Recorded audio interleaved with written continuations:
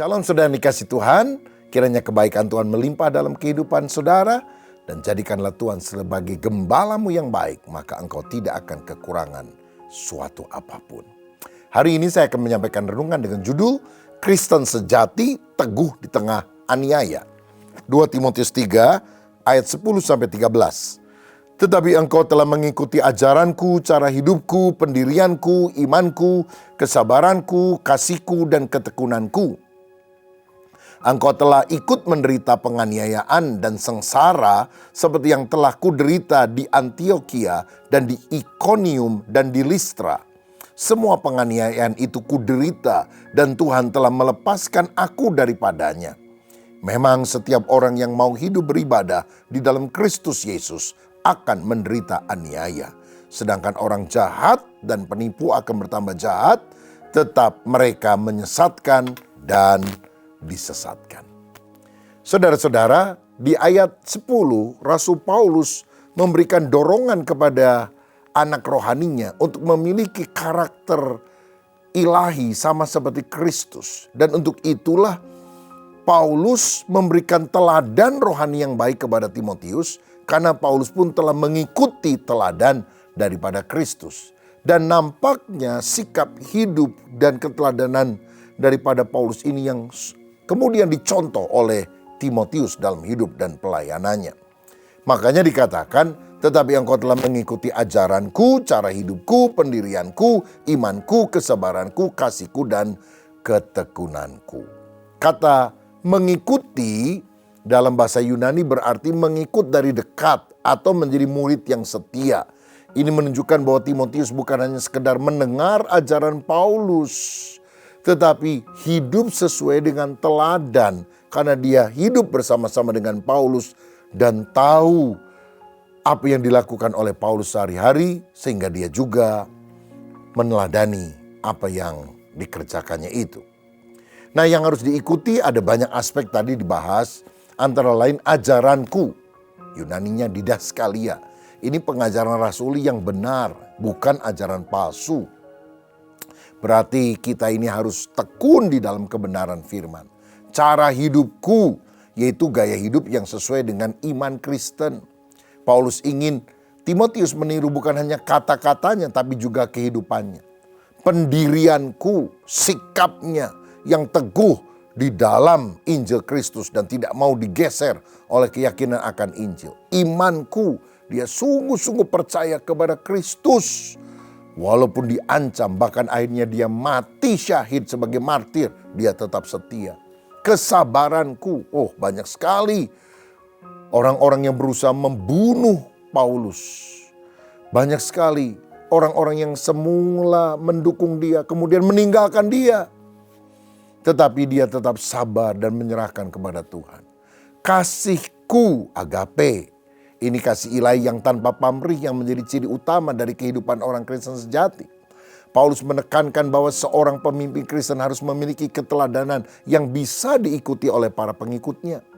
Nah, di masa kini prinsip ini tetap berlaku. Seorang pemimpin rohani harus bukan hanya pintar berbicara tentang kebenaran, tapi juga harus hidup di dalam kebenaran. Dia tidak hanya bicara tentang kasih, tapi harus menunjukkan kasih dalam perbuatan. Di ayat 11 dikatakan, engkau telah ikut menderita penganiayaan dan sengsara seperti yang telah kuderita di Antiokhia dan di Ikonium dan di Listra. Semua penganiayaan itu kuderita dan Tuhan telah melepaskan aku daripadanya.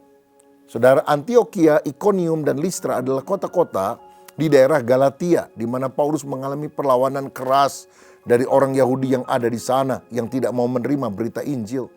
Di Listra, ia bahkan dirajam batu dan ditinggalkan hampir mati. Ini dicatat dalam Kisah Para Rasul 14 ayat 19. Tetapi Tuhan telah melepaskan aku, katanya. Ini menunjukkan bahwa meskipun Paulus mengalami banyak penderitaan, Tuhan menopang, Tuhan membawa melewati masa sulit. Nah, orang Kristen pada masa kini mungkin tidak mengalami penganiayaan fisik seperti Paulus, tapi bisa menghadapi perlawanan dalam bentuk lain seperti diskriminasi atau tekanan sosial karena iman mereka. Contohnya, ada karyawan Kristen yang rajin ibadah, hidup saleh, teguh dalam nilai kekristenan. Mungkin dia akan dikucilkan di tempat kerja karena orang melihat dia tidak mau kompromi dengan praktek korupsi atau praktik yang tidak etis yang dilakukan teman-temannya. Di ayat 12, memang setiap orang yang mau hidup beribadah di dalam Kristus akan menderita aniaya. Hidup beribadah berarti hidup dalam kesalehan yang sejati. Bukan sekedar pergi ke gereja, tampilan luarnya sebagai orang Kristen, tapi punya ketaatan sejati dari hati nurani yang murni kepada Tuhan. Orang yang beribadah, orang yang saleh akan menderita aniaya. Akar kata yang digunakan untuk hal ini adalah dikejar atau ditekan. Jadi penganiayaan itu pasti terjadi bagi mereka yang hidup benar. Kita dikejar, kita ditekan dengan berbagai aniaya. Kalau tidak fisik juga dalam hati, di dalam kehidupan kita. Kekristenan abad pertama adalah iman yang penuh resiko. Setiap orang yang serius mengikuti Kristus akan menghadapi tantangan. Di dunia modern ini masih berlaku. Baik dalam bentuk penganiayaan fisik di negara tertentu, termasuk Indonesia juga, maupun dalam bentuk tekanan budaya yang menentang prinsip Alkitab. Misalnya seorang mahasiswa Kristen mungkin dicemooh karena mempertahankan pandangan Alkitab tentang moralitas. Misalnya dia tidak mau melakukan hubungan seks sebelum menikah. Oh, orang akan bilang kuno lu, kampungan. Tapi ketika dia tetap teguh pada kebenaran, Tuhan akan memberikan pahala kepada dia. Ayat 13 dikatakan sedang orang jahat dan penipu akan bertambah jahat. Mereka menyesatkan dan disesatkan.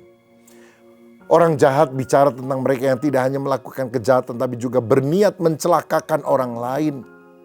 Penipu artinya pemimpin sesat yang menggunakan tipu daya untuk menyesatkan orang lain.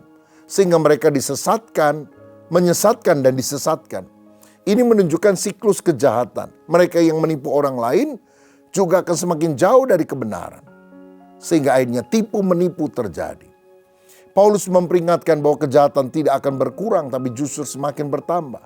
Dalam sejarah gereja selalu ada saja orang yang menyalahgunakan agama untuk kepentingan pribadi. Di zaman modern ini kita juga bisa melihat adanya ajaran sesat atau pengkhotbah palsu yang mengeksploitasi jemaat untuk keuntungan pribadinya. Oh, kita harus waspada terhadap semuanya ini. Jadi apa yang kita simpulkan dari pembacaan Alkitab pada hari ini? Yang pertama, hidup sebagai murid yang sejati. Seperti Timotius kita dipanggil untuk mengikuti ajaran dan teladan kehidupan yang benar. Yang kedua, kita harus menghadapi penderitaan dengan iman. Kesulitan bukan tanda bahwa Tuhan meninggalkan kita, tapi bagian dari perjalanan iman kita. Yang ketiga, kita harus siap menghadapi tantangan. Dunia mungkin menentang iman Kristen, tapi kita harus tetap teguh. Ingat Yesus sendiri harus menderita bahkan sampai mati di kayu salib. Biar kita tetap setia kepada Kristus apapun yang terjadi. Dan yang keempat, berhati-hati terhadap penyesatan. Tidak semua orang yang mengatasnamakan Kristus itu benar.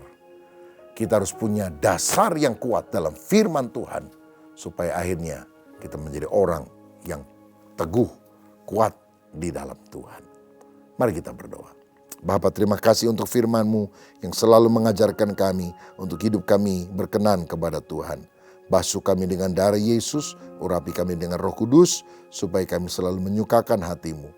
Dan biarlah hidup kami juga meneladani para pemimpin rohani kami.